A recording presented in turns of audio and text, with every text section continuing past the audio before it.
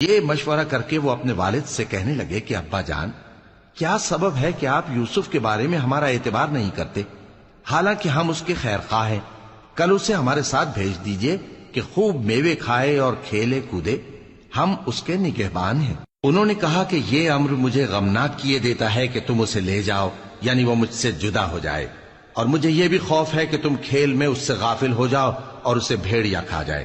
وہ کہنے لگے کہ اگر ہماری موجودگی میں کہ ہم ایک طاقتور جماعت ہیں اسے بھیڑیا کھا گیا تو ہم بڑے نقصان میں پڑ گئے۔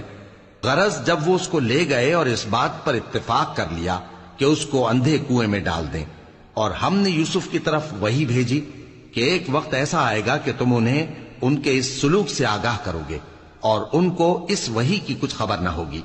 اور یہ حرکت کر کے وہ رات کے وقت باپ کے پاس روتے ہوئے آئے، کہنے لگے کہ ابا جان، ہم تو دوڑنے اور ایک دوسرے سے آگے نکلنے میں مصروف ہو گئے اور یوسف کو اپنے اسباب کے پاس چھوڑ گئے تو اسے بھیڑیا کھا گیا، اور آپ ہماری بات کو گو ہم سچ ہی کہتے ہیں باور نہیں کریں گے۔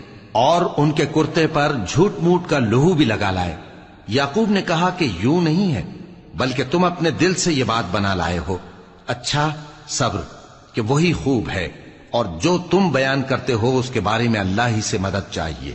اور اب اللہ کی شان دیکھو کہ اس کنویں کے قریب ایک قافلہ آوارد ہوا اور انہوں نے پانی کے لیے اپنا سقا بھیجا، تو اس نے کنویں میں ڈول لٹکایا، یوسف اس سے لٹک گئے۔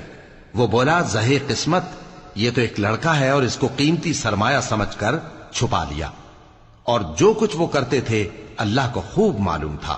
مومنو، جب تم نماز پڑھنے کا قصد کیا کرو تو اپنے منہ اور کوہنیوں تک ہاتھ دھو لیا کرو، اور سر کا مسح کر لیا کرو، اور ٹخنوں تک پاؤں دھو لیا کرو، اور اگر جنابت کی حالت میں ہو تو نہا کر پاک ہو جایا کرو، اور اگر بیمار ہو یا سفر میں ہو یا کوئی تم میں سے بیت الخلا سے ہو کر آیا ہو یا تم نے عورتوں سے مقاربت کی ہو، پھر تمہیں پانی نہ مل سکے تو پاک مٹی لو اور اس سے منہ اور ہاتھوں کا مسح یعنی تیمم کر لو۔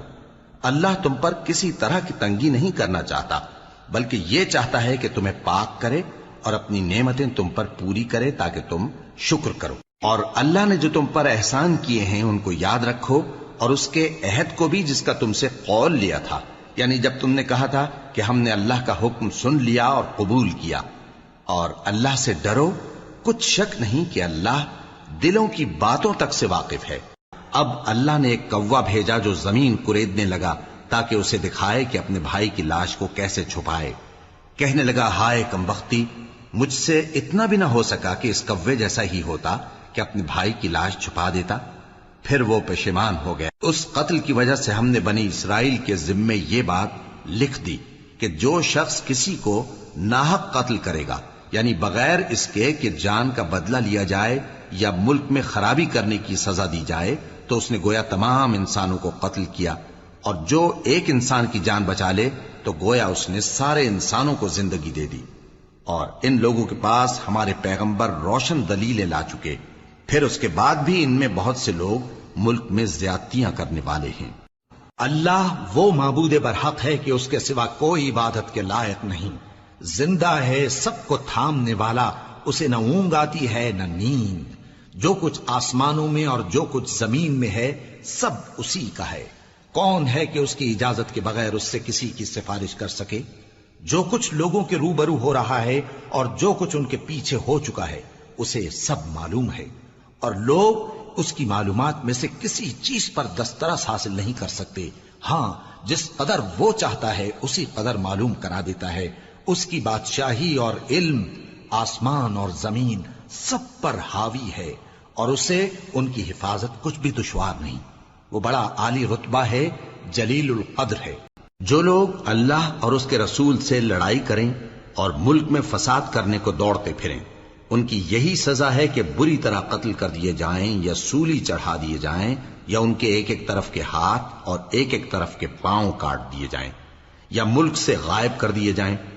یہ تو دنیا میں ان کی رسوائی ہے، اور آخرت میں ان کے لیے بڑا بھاری عذاب تیار ہے۔ ہاں، جن لوگوں نے اس سے پیشتر کہ تمہارے قابو آ جائیں توبہ کر لی تو جان رکھو کہ اللہ بخشنے والا ہے، مہربان ہے۔ جو لوگ کافر ہیں، اگر ان کے پاس روئے زمین کا سب مال و متاع ہو اور اس کے ساتھ اسی قدر اور بھی ہو تاکہ قیامت کے روز عذاب سے بچنے کا بدلہ دیں تو ان سے قبول نہیں کیا جائے گا، اور ان کو درد دینے والا عذاب ہوگا۔ وہ چاہیں گے کہ آگ سے نکل جائیں مگر اس سے نہیں نکل سکیں گے، اور ان کے لیے ہمیشہ کا عذاب ہے۔